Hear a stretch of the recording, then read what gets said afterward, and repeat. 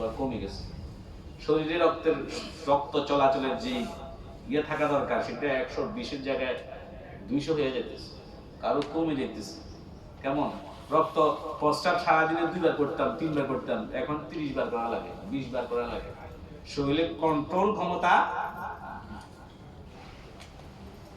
তখন নামাজ পড়ার ইচ্ছা থাকলেও আর ভালোভাবে এখন তো সুন্দরভাবে দাঁড়ায়, অন্তত একটা লম্বা সিরা দিয়ে রুকুটাকে সুন্দরভাবে সুস্থভাবে সুবহান রাব্বিয়াল আযীম 3 বার পড়তে পারলাম, সিজদায় গিয়ে 3 বার 7 বার যেভাবে পড়া দরকার। একটা সময় আর ভিতরে সিজদায় মনেও থাকে না কয়বার পড়ছেন তাও মনে থাকে। আন শাবাবিহি ফিমা আবলাহ, রাসূল কারীম সাল্লাল্লাহু আলাইহি ওয়াসাল্লাম বলেন আল্লাহ পাক যৌবন সম্পর্কে জিজ্ঞাসা করবেন আমাদেরকে, আপনাদেরকে। তো এই যে যৌবন আল্লাহ পাক আমাদেরকে দিয়েছেন, বিদেশে এসেছি পয়সা কামাই করতে, আমাদের যে কাজগুলো আমরা এখানে করছি খুব ভালো কাজ, যাহা কামাই করতেছি সব সরকার, হয়তো মাকে দিচ্ছি, নয় বাবাকে, নয় ভাইকে, নয় বোনকে, নয় বউকে, নয় সন্তানকে, নয় মেয়েকে, ঠিক না?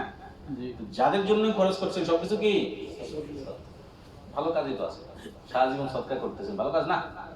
আপনার একার কামাই তো 10 জনে খেতেছে, 20 জনে খেতেছে, ঠিক না? সকলকে তো আল্লাহ কামাবার তৌফিক দেন। আপনার কামাই দিয়ে যে অনেক মানুষ খাইতেছে, এটা আপনার জন্য সুখের বিষয় না, খুশির বিষয়।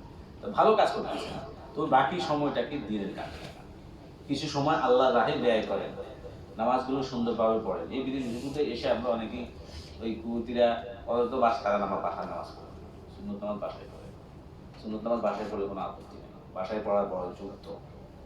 আমাদের দেশে সিস্টেম হয়ে গেছে আমরা মসজিদেই পড়ে ফেলি, বাসায় তো পড়া হবে না। এইগুলো দেখা দেখি অনেকে দেখি যে সুন্নত নামাজ পড়ে না, সুন্নত নামাজের গুরুত্ব আছে।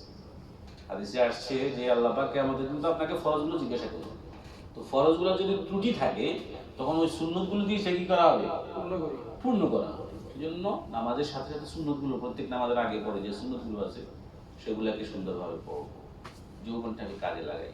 কিছু সময় বের করবেন, কিছু সময় অল্প 5 মিনিট 10 মিনিট, রাত্রি ঘুমানোর আগে 3 মিনিট হোক 7 মিনিট হোক 100 বার লা ইলাহা ইল্লাল্লাহ করে ফেলবেন, সুবহানাল্লাহ, আলহামদুলিল্লাহ, লা ইলাহা ইল্লাল্লাহ, আল্লাহু আকবার, লা হাওলা ওয়ালা কুওয়াতা ইল্লা বিল্লাহ পড়ে ফেলেন। এটা আমলনামা জমা হয়ে যাচ্ছে। মানে আমলনামাটা পুরো শুধু পদ দিয়ে পরিপূর্ণ করতে হবে কেন? আমলনামাটা পুরোপুরিভাবে খালি বসে রইলাম এটা দিয়ে পরিপূর্ণ করতে হবে কেন? আমলনামাটাকে চেষ্টা করি কিছু দিতে, আমলনামাটার মধ্যে কিছু জমা করতে, কিছু হোক না অন্তত কিছু হোক। হয়তো দেখা যাবে যে আল্লাহ যখন হিসাব করবেন তখন তো আমলনামার ভালো, নেকির পাল্লা কম, গুনাহের পাল্লা ভারী দেখা যাবে, কিন্তু আল্লাহ পাক তো রহিম রহমান। দেখা যাবে যে হয়তো কোন সময় একটা জিকির করছিলাম, লা ইলাহা ইল্লাল্লাহ অন্তর থেকে বলছিলাম, আল্লাহ এটা পছন্দ হয়ে গেছে, বলবো ঠিক আছে লা ইলাহা ইল্লাল্লাহটা ওই পাল্লায় দিয়ে দাও, দিয়ে দেখা যাবে ওই লা ইলাহা ইল্লাল্লাহর ওজনে আপনার নেকির পাল্লা কি হয়ে গেল, সুবহানাল্লাহ। তো ভাইরা আমার, কথা বেশি লম্বা করছি না, যেটা বলতে চাচ্ছি যে দ্বীনি কাজের মধ্যে সকলে নিজেদেরকে সম্পৃক্ত করে, দ্বীনি কাজের মধ্যে সময় লাগান, কিছু সময় মসজিদে বসেন, তালিমে বসেন। প্রত্যেকদিন মসজিদে তালিম হয়, প্রত্যেকদিন মসজিদে তালিমে বসবেন, একটা হাদিস শুনেন, একটা মাসআলা শুনেন, একটা ঘটনা শুনেন, মনে রাখেন। শুধু শুনে চলে যাবেন, এখানে শুনে চলে গেলে হলো না, মনে রাখবেন কি বললো মনে রেখে দিলেন, এটা একটা ইলম শিক্ষা হলো। কি হলো? এই উম্মতের জন্য সবচেয়ে শরফের বিষয়, সবচেয়ে সম্মানের বিষয় যে আল্লাহ পাক এই উম্মতের নবীর প্রতি সর্বপ্রথম যে আয়াত নাযিল করেছেন সেই আয়াত হলো ইকরা বিসমি রাব্বিকাল্লাযী খালাক। ওই যে প্রথমে আয়াত পড়ছে, ইকরা বিসমি রাব্বিকাল্লাযী খালাক। পড়ুন। মূর্খতা ইসলাম নেই, মূর্খতা কি নাই, ইসলাম নেই। ইলম শিখতে হবে। আল ইলমু নূর ওয়াল জাহলু যুলুমাত। ইলম হলো আলো, ইলম আপনাকে দেখাবে সত্যের আলো, সত্যের মশাল। ইলম আপনাকে সত্য পথ দেখিয়ে দেবে। আর ইলম না থাকলে সত্যের পথ খুঁজে পাবেন না। চলবেন কার সাথে? আলেমের সাথে। ভালোবাসবেন কাকে? আলেম। মূর্খ কেন, জাহিল কেন? ভালোবাসতে হবে কোনো আলেম, তার কাছে আলো আছে। আমাদের দুনিয়াতে মানুষ ভালোবাসে কাকে বেশি জানেন? তার কাছে মানি আছে, পয়সা বেশি আছে তাকে বেশি ভালোবাসে, যদি সে দান করে। আর যে দান করে না তার কাছে কেউ যায় না, তার দিকেই ফিরেও থাকে, আর বকিলের বকিল, 1 পয়সা পাইল না, ঠিক না? যদি কোনো দানবীর হয়, তার কাছে অনেক পয়সা আছে, মানুষ তার পিছনে ছুটে কেন? তার কাছে কি আছে? মাল আছে। ঘুরলে, প্রশংসা করলে, চললে হয়তো কিছু পেতে পারে। আলেম, তার কাছে কি আছে? এলেমের কি আছে? পুঁজি আছে। একজন সৎ মানুষ, আপনি তার কাছে যদি একেবারেই কিছু না পারেন, অন্তত সুগন্ধি হলে পাবেন। যেমন রাসূল হাদিসে বলছেন যে বদ লোকের সাথে বসলে নাফিখুল কির বলা হয়েছে, আর ভালো লোকের সাথে বসলে হামিলুল মিস্ক বলা হয়েছে। অর্থাৎ যে ব্যক্তি ভালো, সেই ব্যক্তি হলো আতর বিক্রেতা। আতর বিক্রেতা, তার কাছে গেলে আপনি হয়তো আতর কিনবেন, ঠিক না? অথবা সে আপনাকে হাতিয়ে দিবে, একটু হাতে লাগাই দেন, অথবা একটু কিনবেন। কোনটা না হলে অন্তত দোকানে ঢোকার পর একটা সুগন্ধি তো পেয়ে গেলেন। আনতাজিদা মিনহু রিহান তাইয়্যিবা। ভালো মানুষের সাথে চললে, আলেম ওলামাদের সাথে চললে রিহা, হয়তো কিছু পাবেন, ইলম পেয়ে যাবেন, কিছু মাসলা শিখে যাবেন। কোনটা না হলে অন্তত কি সুগন্ধি পেয়ে যাবেন। ময়দানে মাহশারে আল্লাহর কাছে বলতে পারবেন, আল্লাহ কিছুই ছিল না, কিন্তু ওলামায়ে কেরামকে ভালো লাগছে। আল্লাহ বলবেন যে তুমি ঠিক আছে, ওলামায়ে কেরামের সাথে ছিলে, ঠিক আছে, কার কার সাথে ছিলে? ওরা কোথায় আছে দেখো, ওরা জান্নাতে আছে, ঠিক আছে। আল মারউ মা মান আহাব্বা, যেই ব্যক্তি যাকে ভালোবাসে তার হাসর তার সাথে হয়ে যাবে। ভালো খবর না? আর অসৎ লোকদের সাথে চললে, মূর্খের সাথে চললে, জাহেলের সাথে চললে কি হবে? নাফিখুল কির। ওই যে আমাদের দেশের কামাররা যে টেক্কার টেক্কার করে ওই যে ধোঁয়া বাইর করে, কেমন? আর লোহা জ্বালায় না, তো সেখানে গেলে আপনার কি হবে? হয়তো এই দুর্গন্ধ পাবেন, কেমন? ধোঁয়ার দুর্গন্ধ না? আর ভাগ্য বেশি খারাপ হলে একটু ফোটা ফোটে কাপড় তুলে যাবে না, আগুনের ইয়েটা স্লিপ লেগে আগুন কাপড় তুলে ওখানে যাওয়া কি ঠিক হবে? থাকতে হবে কোথায়? ভালো লোকের সাথে। ভালো লোক যার কাছে ইলম আছে, আমল আছে, তিনি ভালো লোক। যার কাছে ইলম আছে, আমল আছে, তিনি ভালো লোক। ওরা বড় পণ্ডিত হইতে পারে, ইলম আর সাগর, কিন্তু আমল নাই, হবে না। দেখলে বুঝবেন, আল্লাহ পাক মানুষকে বিবেক দিয়েছেন। দেখলে বোঝা যায় কোন চেহারা ইলমি চেহারা, কোন চেহারা নুরানি চেহারা, কোন চেহারায় বোঝা যায় লোকটি সৎ। এটা আল্লাহ পাক বোঝার মতো ক্ষমতা আল্লাহ মানুষের আছে। সুতরাং শিখেন কিছু, এই শিক্ষাটা মৃত্যুর আগ পর্যন্ত চালু হয়। ছোটবেলায় মাদ্রাসায় গিয়ে কোরআন শেখা তো সম্ভব হয় নাই, মাসআলা মাসাইল শেখা তো সম্ভব হয় নাই। এখন পৌর বয়সে এসে, বৃদ্ধ বয়সে এসে কোরআনের প্রতি একটা ভালোবাসা তৈরি হয়েছে। এটা খুব ভালো খবর। এটা কি খুব ভালো খবর। আল্লাহ পাক অনেক মানুষকে একবারে বৃদ্ধ বয়স পর্যন্ত ওই খারাপ অবস্থায় পরিবর্তন হয়। অন্তর মোহন ভাই সারা এখন বুড়া বয়সেও নামাজ পড়ে, বুড়া বয়সে হক্কা লাগাইয়া ধোঁয়াটা রাস্তা রাস্তায় আসলে বহুত মানুষ মসজিদে ধার কাছে যায়। আর আপনাকে আমাকে আল্লাহ পাক যে বুড়া না হলে বয়সে আল্লাহ পাক মসজিদের প্রতি আমাদেরকে টেনে নিয়ে আসছেন, এটা ভালো খবর আছে। সুতরাং এদিকে নিজেদেরকে আল্লাহ পাক যেন ভালো কাজের সাথে লাগাই রাখি, যৌবনটাকে কাজে লাগাইবেন, আলেম ওলামাদের সাথে চলবেন, আর প্রত্যেক দিন একটা মাসালা শিখবেন অথবা একটা হাদিস শুনবেন। রাত্রেবেলা শোয়ার সময় কিছু জিকির করে শুনবেন। ওয়া আখিরু দাওয়ানা আলহামদুলিল্লাহি রাব্বিল আলামিন।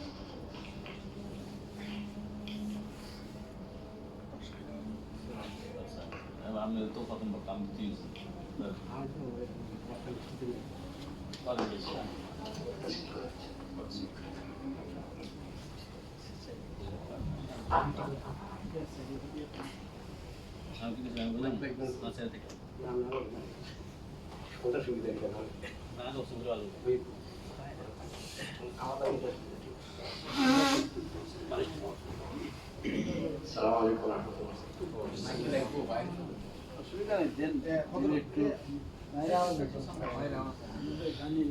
الحمد لله رب العالمين والصلاة والسلام على خاتم الأنبياء وأشرف المرسلين وعلى آله وأصحابه أجمعين. أعوذ بالله من الشيطان الرجيم. بسم الله الرحمن الرحيم. وذكر فإن الذكرى تنفع المؤمنين. وقال رسول الله صلى الله عليه وسلم أخلص دينك بذكر عبد أو كما قال عليه الصلاة والسلام. আমরা যেখানে বসা আছি এটা হলো আল্লাহর বানানো জায়গা, পবিত্রতার ঘোষণা আমরা নিয়ে। যত জায়গা যত রকম হয় আল্লাহ জমিনে সবচেয়ে উত্তম জায়গাটা আমরা বসা আছি, যদিও চতুর্পাশে একটা উচ্চমানের টেকনোফেকন নাই, যে জায়গাটাতে বসা আছে এটা মসজিদ।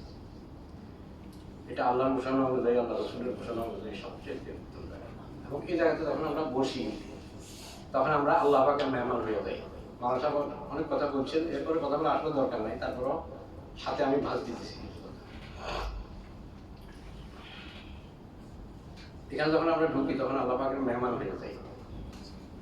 তো সাধারণত আমাদের কাছে যখন মেহমান আসে আমরা তখন কি করি, আমার কাছে যা আছে সামনে সরতে চেষ্টা করি। পানি হোক, শরবত হোক, লেমন হোক, খেজুর হোক, যেটা হোক আমার যোগ্যতা নেই।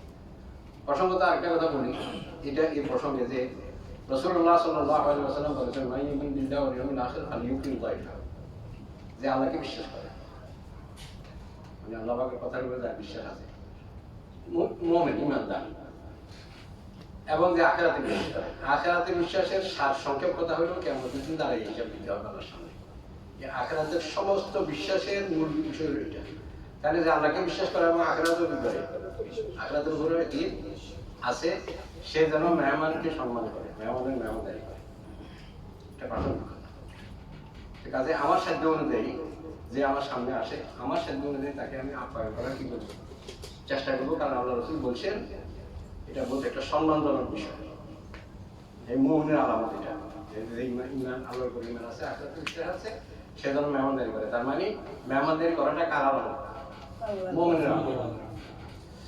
আমরা যখন এখানে আল্লাহর ঘরে মেহমান হই তখন আল্লাহ পাকের পক্ষ থেকে মেহমানদারি হয় আমাদেরকে ক্ষমা করতে। এমনিতে বিশেষ করে যদি মসজিদ ছাড়া বাইরেও এই ধরনের মাহফিল কোথাও হয়, দিনই বৈঠক, যেখানে আল্লাহ আল্লাহ রসুলের কথা আল্লাহকে সন্তুষ্টির উদ্দেশ্যে বসে বলা হয়, শোনা হয়, এই সমস্ত মজলিসকে দিনই বৈঠক বলা হয়। তাফসীর হোক, তালিম হোক, এমনি সাধারণ ওয়াজ হোক, এটাই এই দিনই মজলিস থেকে যখনই আমরা উঠি তখন ফেরেশতা ঘোষণা করে, কুমু মাগফুরান লাকুম, তোমরা ক্ষমাপ্রাপ্ত অবস্থা। এখান থেকে কি করো? এই জন্য যখনই আমরা উঠবো বা যখন আমরা বসছি তখন থেকে ভিতরে ভিতরে তোমরা ইস্তেগফার কিন্তু শুরু হয়ে গেছে। কেউ মুখে বলছে অথবা যাওয়ার আগে অন্তত কমপক্ষে অন্তর থেকে একবার আল্লাহ আমাকে ক্ষমা করো। আমি যদি ক্ষমা চাই আল্লাহর কাছে, আসমান আর জমিনের মধ্যে যত খালি জায়গা আছে ঘুরে গেলেও আল্লাহ পাক এই একটা শব্দে আমাকে ক্ষমা করে দিতে পারে। এই জন্য এই সমস্ত মসজিদ থেকে যখন আমরা উঠবো, উঠার সময় ফেরেশতা ঘোষণা করে। আবার যতক্ষণ বসা আছে এতক্ষণ ফেরেশতা দুইটা দোয়া করে, আল্লাহ এই বান্দাগুলিকে ক্ষমা করেন, এগুলো এদের উপর কি করেন? রহম করেন। এদেরকে ক্ষমা করেন, এদের উপর রহম করেন। আমরা যত কিছুই করি, যত কিছু করতেছি আবাদতের নামে, সবকিছু এই দুই কারণে, আল্লাহর রহমত পাওয়ার জন্য, আল্লাহর ক্ষমা পাওয়ার জন্য, আল্লাহর রাগ থেকে বাঁচার জন্য। কেমন? এখন আল্লাহ আল্লাহ রাসূলের কথা যখনই বলা হয়, যে বলুক না কেন, শুনতে কি লাগে? ভালো লাগে। দুনিয়ার অন্যান্য জিনিসের ভেজাল থাকে, এই সমস্ত গুলিতেও ভেজাল আজকাল আছে, নাই বলা গেল। এই কথা মাওলানা সাহেব বলছেন যে আমাদেরকে আল্লাহ সুবহানাহু ওয়া তাআলা একটা বিবেচনার শক্তি দিয়েছে।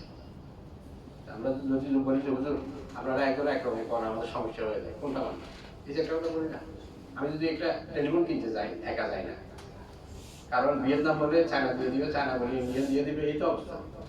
এই জন্য সাথে কাউকে নিয়ে যায়। আবার যাকে তাকে আমি নিই না, আমি নিয়ে এরকম লোককে যে টেলিফোন সম্বন্ধে ভালো জানি। ঠিক তেমনি ভাবে আমি একটা জামা কাপড় কিনবো, একটা স্যুট কিনবো, কি অবস্থা? কি করি? কি করতে চেষ্টা করি? যাচাই করতে চেষ্টা করি। কি করি না? এই লাইনেও আমাদেরকে যাচাই করে চলতে হবে, নাহলে ধোঁকা খাওয়ার যথেষ্ট কি আছে, সম্ভাবনা আছে। যা কঠিন কথার দিকে যাবো না, যেহেতু বেশিরভাগ সামনে জেনারেল লাইনের ভাইরা যে কঠিন কথা করি বুঝতে পারতে হবে। মানুষ আবার সহজ সহজ কিছু কথা বলছে, আমিও চেষ্টা করতেছি। আমার একটা দুর্বলতা আছে, সহজ করতে গেলে অনেক সময় কঠিন হয়ে যায়, এই জন্য চেষ্টা করতেছি সহজ কিছু বলা। আমরা এই লাইনেও আমাদেরকে যাচাই বাছাই করে চলতে হবে। আবার আল্লাহর কাছে ধোঁকা থেকে পারা যেতে হবে। আল্লাহ দিনের লাইনে হোক, দুনিয়ার লাইনে হোক, ধোঁকা থেকে আমাকে কি করেন? বাঁচাই রাখে। আমি যদি হযরত মাওলানা সালেহ রহমাতুল্লাহ এক হিন্দুকে এই তাবিজ দিয়েছিলাম, এক হিন্দুকে, কিন্তু বলে যে আমাদের এটা সনাতন ধর্ম, এই অবস্থা